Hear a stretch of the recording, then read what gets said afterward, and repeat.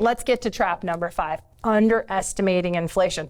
Boy, this really ties in with a lot of the things we've been talking about, especially longevity as well, because longevity and inflation are so closely tied together. Why is it a problem, Loren, if people underestimate inflation in retirement? Because we do know that what your lifestyle that you have right now is going to cost you, even if you keep the exact same lifestyle, which most people don't, but if you do, 10 years from now, that lifestyle is going to cost you more. So if you do not have an effective inflation beating plan as a part of your overall income and retirement plan, you're going to wake up one day down the road and you'll be like, I cannot have the same lifestyle for the same amount of spend. What did I do wrong? And it's at that point in time that you're going to have less options to fix that problem. So you might as well focus on it prior to going into retirement when you construct your plan, so you don't have to wake up one day and say, whoops, I forgot to account for inflation and now my lifestyle is sacrificed because of it. And inflation on things like groceries and cars and houses is one thing,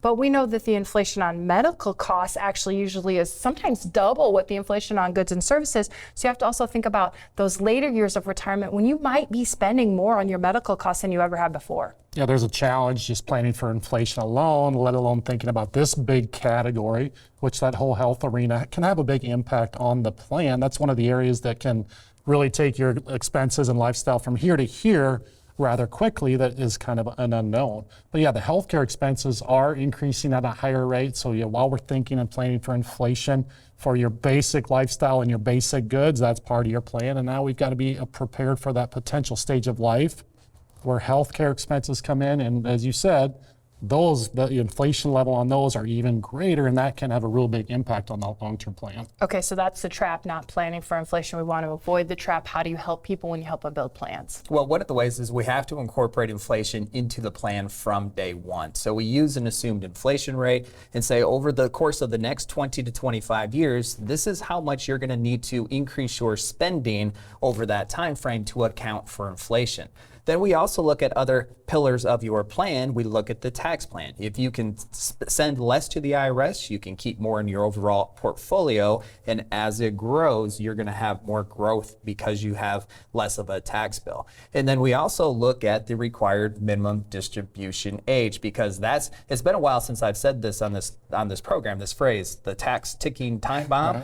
This is referring to that time that you are mandated to take distributions from your pre-tax accounts, and now all of those distributions are subject to federal tax, which is on top of your Social Security income, if you have a pension, your pension income, and any other taxable income you have. And if you don't have an adequate plan for that, then that can increase your overall tax bill. And for some people, it can increase the overall tax bill for the entire retirement experience. So planning for the required minimum distributions can be an effective way to overcome this inflation battle as well. I also think about investments. So if someone's spending about $5,000 a month now, and you think about inflation, it might be $15,000 a month in 10 to 15, 20 years.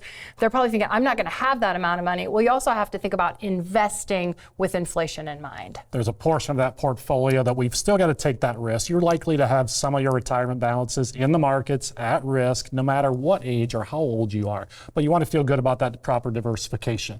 Let's make sure we're taking the appropriate amount of risk, but let's make sure we have some of your assets positioned to outpace inflation. Let's get the really strong returns when the markets are positive, but maybe not have the entire portfolio at risk of when we have those down markets.